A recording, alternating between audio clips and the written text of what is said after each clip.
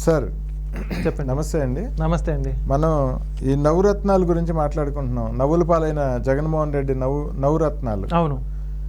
ఇంకొక హాస్యాస్పదమైన నవరత్నం ఏంటంటే పీజీ విద్యార్థులకి అసలు స్కాలర్షిప్పే లేని పరిస్థితి. అవునండి. సో ఈ నవరత్నం గురించి ఏం చెప్తారు?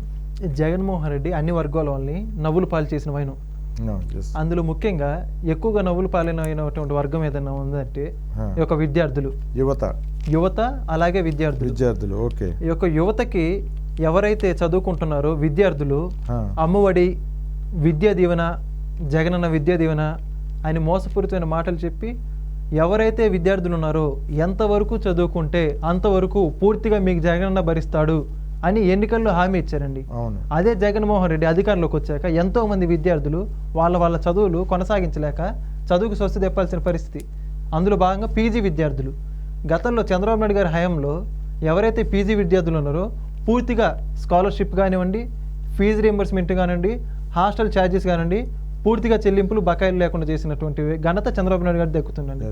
అదే జగన్మోహన్ రెడ్డి గారు వచ్చాక పీజీ విద్యార్థులకి వసతులన్నీ కట్ చేశారు. అవును. అందులో భాగంగా ఫీజు రియంబర్స్మెంట్ లేదు.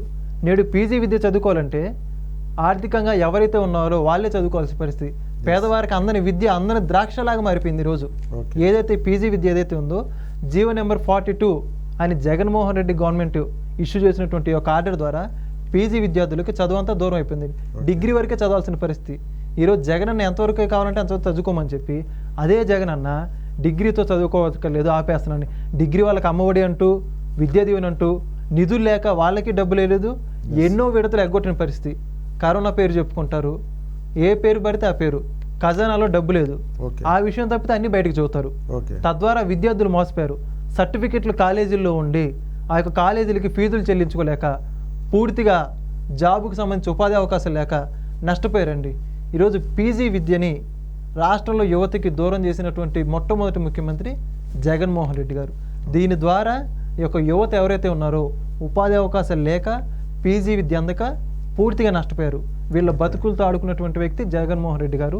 దీనికి అతి కొద్ది రోజులు ఆయన మూల్యం చెల్లించుకోబోతున్నారు. ఈ యొక్క పీజీ యువత కానివ్వండి, రాష్ట్రంలో విద్యార్థులు కానివ్వండి, ఓటు అనే వాళ్ళ ఆయుధం ద్వారా జగన్మోహన్ రెడ్డికి సమాధానం చెప్పబోతూ ఉన్నారు. ఓకే అండి, మంచి విషయాలు మాట్లాడారండి. Thank you sir. Thank you అండి.